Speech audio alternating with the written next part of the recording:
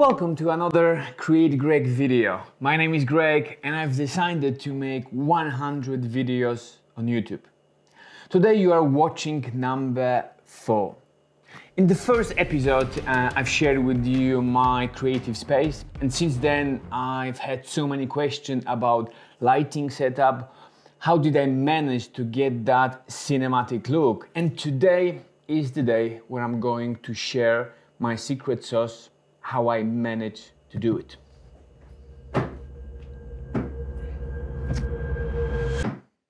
It all starts with a towel.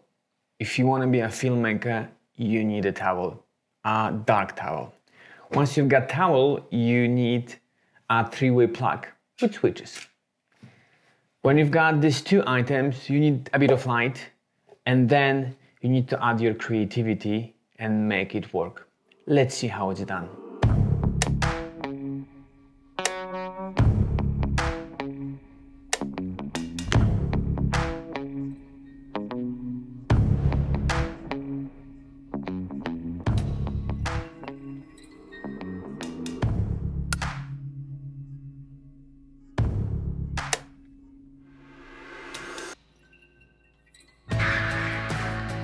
Now let's talk how this setup works. Welcome back. So now you've seen behind the scenes of my creative space, and now will be easier for you to understand when we start breaking down each of the components and how I achieve certain look. Let's start with the lighting. The first rule for lighting is to set up consistent condition. What I mean by that, I've got a wee window in my office, so I decided to cover it so I don't have to deal with changing light throughout the day. If it's cloudy, if it's sunny, it can affect my lighting condition. So having it completely covered, I can set up light, and without any changes throughout the day, I can shoot as many hours as I need. So having this one to start with, we can move to the main light unit I'm using in my office, which is Keylight, the same one as I'm using here. So as my key units, I decided to go for Godox SL60W. 60W mean it's 60 watt matrix LED. Very powerful light unit, powerful enough so I cannot use it on its own as a key light. I needed to upgrade it with the softbox. On the top of the softbox, I decided to add honeycomb grid to reduce spillage of light in my room. Let's put this one on the side and let's talk about my secret weapon to control that key light in my room. And it will be magic dark towel. Ideally, to control light and shape light, you would use flag on professional movie set. Some of them might be fairly expensive, and I've spent already significant amount of money on my light, so I thought how I can be creative and make something on my own. Everyone got a towel, and I was lucky enough to have a dark one, so I decided to put the towel above me to reduce the amount of light bouncing back off the wall behind me in order to keep it darker, so you'll have better separation between the foreground and the background. If you look at these two videos, you will see the difference straight away.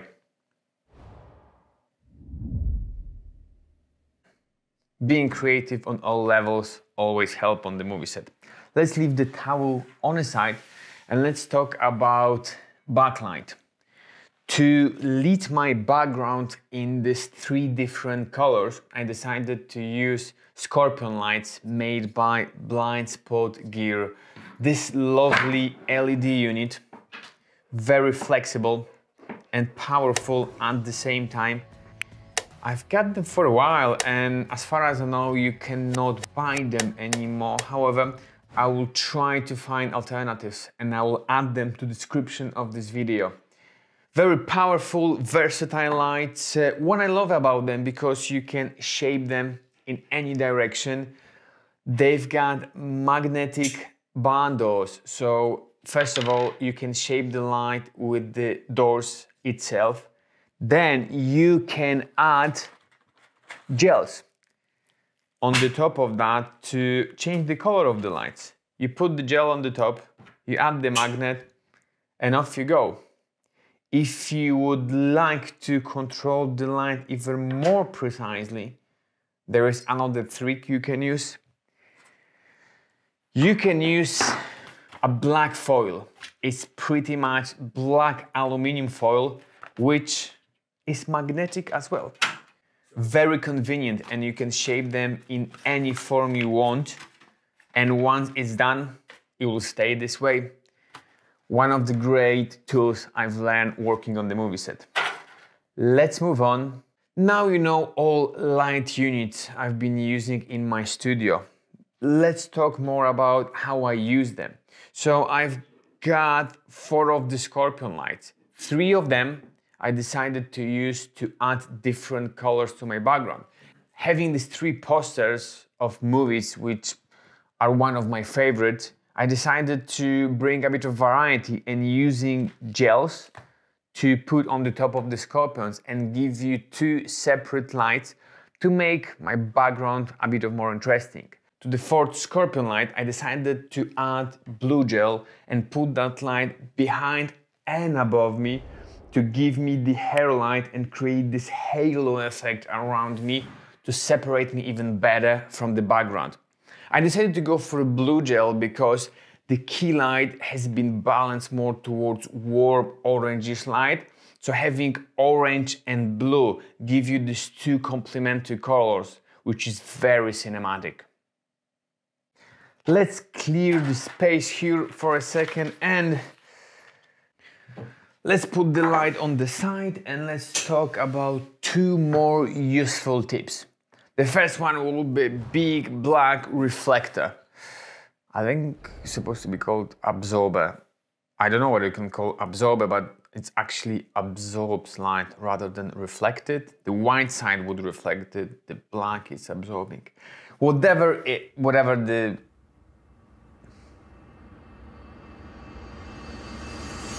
the jargon is. It works like a towel. It prevents light from bouncing off the white wall and hitting me back. As a result, it will increase shadows on my right side and add the cinematic look to the footage. Another useful and probably the last item I want to talk today is this 3-way switch. It's very useful and it helps you to create this light sequence I've done in my intro. And when you think about movie sets, when you've got a lot of light units, if you connect them all together and turn them on and off individually, it will make your life easier and increase the speed of your work. Super worth it and very cheap. That will be pretty much all about the lighting in my creative studio. The last item on the list is DSLR. It just allows me to capture better quality video.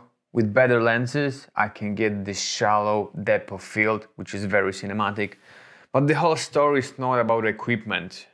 I just wanted to share with you knowledge because equipment is fairly cheap.